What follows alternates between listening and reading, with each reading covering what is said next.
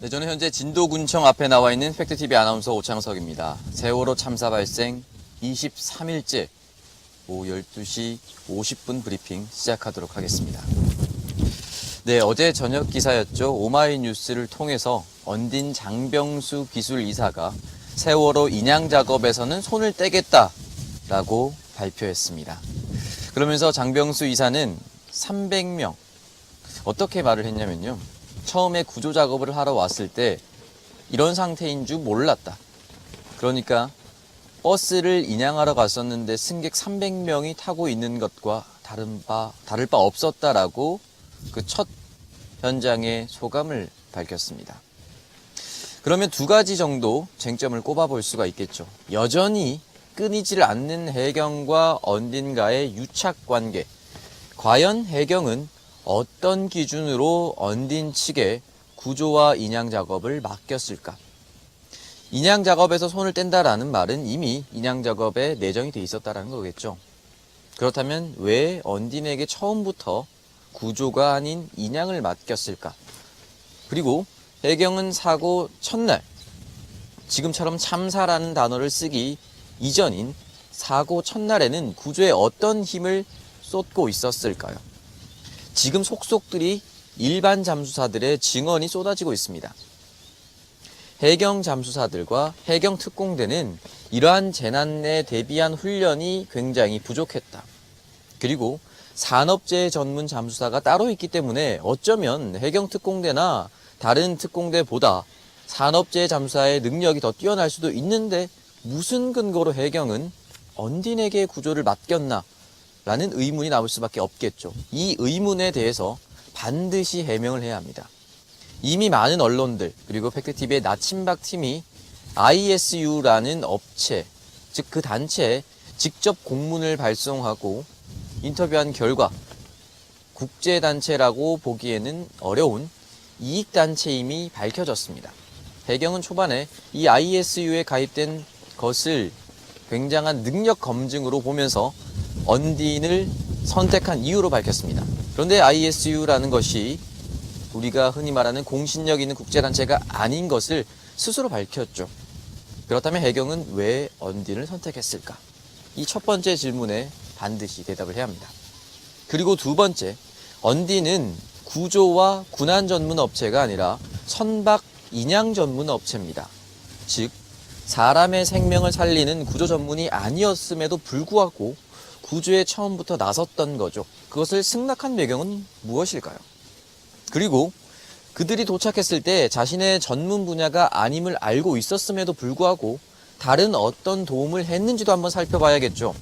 본인이 전문 분야도 아닌데 그것을 다 맡아서 이끌어 왔다면 그건 어마어마한 책임이 져야 한다고 저는 생각을 합니다.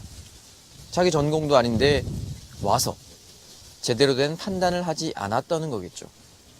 분명히 해경과 언딘 사이의 이러한 의혹들을 반드시 밝혀내야 합니다. 지금 23일 차입니다. 차가운 물에서 1시간도 버티기 힘든 진도의 그 기상 상태를 보면서 23일 차 어떤 희망을 전달해 드려야 할지, 어떤 멘트를 써야 할지 수없이 고민합니다. 어느 순간부터 희망을 가져야 합니다. 이런 말 자체가 스스로에게 거짓말을 한 것 같아서 부끄럽게도 쓰지 않았습니다. 지금까지 끌고 왔을 때 아직도 실종자가 35명이나 남아 있습니다. 그것도 해경 측의 주장이죠. 젖병이 발견됐습니다.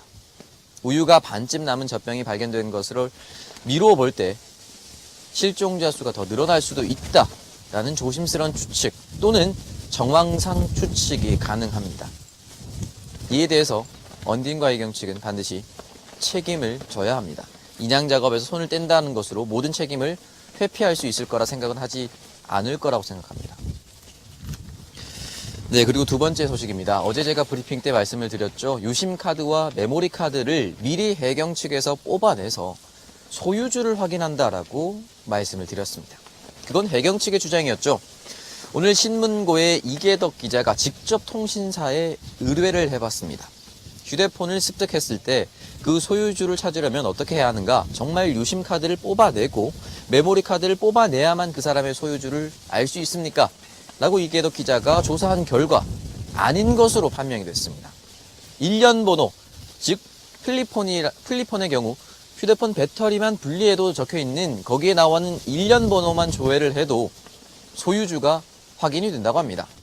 설마 세월호 참사에 탑승한 고등학생들이 대포폰을 쓰지 않는 한 그 일련 번호만으로도 쉽게 소유주를 확인할 수 있다는 결론에 이릅니다. 그렇다면 왜 해경 측은 굳이 유심 카드를 뽑아내고 메모리 카드를 뽑아냈을까요? 이에 대해서 해경 측은 그 일련 번호로만 조회가 가능하다는 것을 몰랐다 라고 해명을 했습니다. 도대체 구조부터 일련 번호까지 도대체 해경은 어떤 걸 알고 있었을까요? 이에 대해서 실종자 가족 측은 16일부터 20일까지 공교롭게도 모든 통화 기록이 지워진 상태를 발견했다고 항의하고 있습니다. 이 부분에 대해서도 추후 조사가 반드시 필요하고 해경 측이 만약 의도적으로 정보를 유출했거나 삭제한 정황이 포착된다면 그것은 분명 범법 행위라는 것을 잊지 마십시오. 네, 그리고 다음 소식입니다. 교육부가 전국 시도별 17개 지자체에게 공문을 내려보냈습니다. 교사들이 추모 집회에 참가하지 말라라는 공문을 내려보냈는데요. 내용을 확인한 결과 5월 1일 노동절 집회에 참여하지 말라라는 공문이었다고 해명했습니다. 그러면서 추모 집회에는 참여해도 된다는 것이냐라는 기자의 질문에는 추모 집회에 참여해도 된다라는 뜻은 아니다라고 답변을 내놨습니다. 그럼 결국 그 헤드라인대로 내용이 맞는 것이겠죠. 추모 집회에 참여하지 말라는 뜻이죠.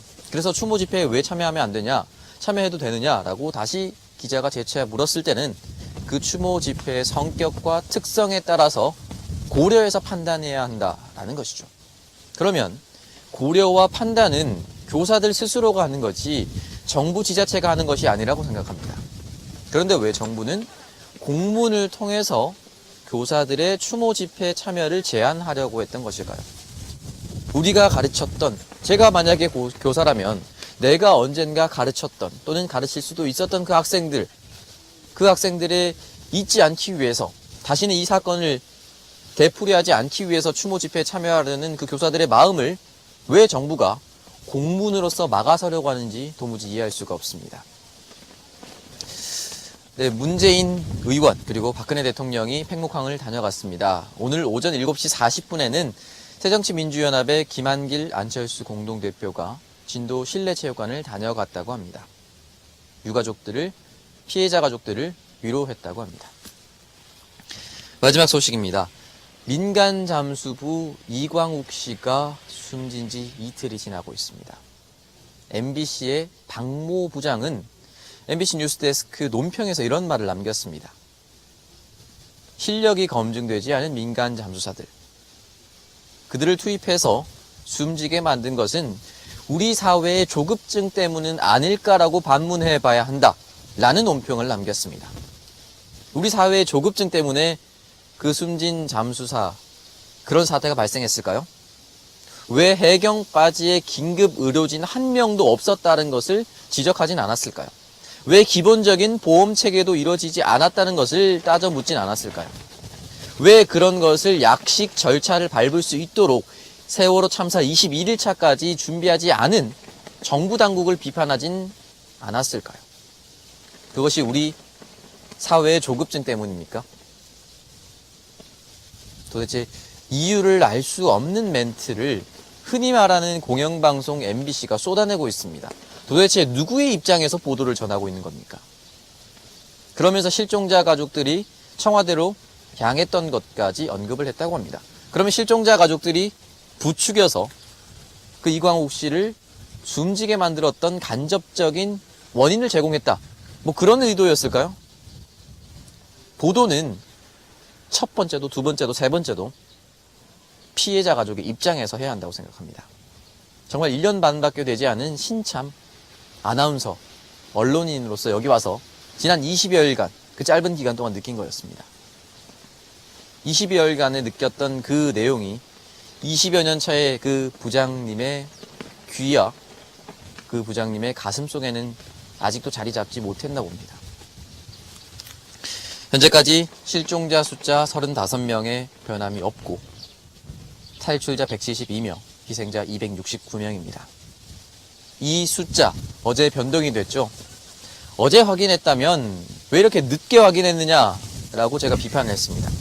그런데 알고 보니까 지난달 23일에 이미 구조자 2명, 즉 제가 말씀드리는 탈출자 2명이 감소했다라는 사실을 해경은 인지하고 있었습니다. 즉 확인을 했다라는 것이죠. 그런데 2주가 지나도록 대통령도 속이고 있었고 국민도 속이고 있었고 피해자 가족도 속이면서 그 수치를 번복하지 않았습니다.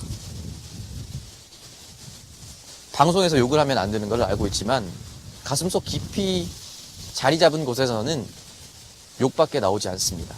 왜 이렇게 피해자 가족들을 우롱하고 있는지 알 수가 없습니다.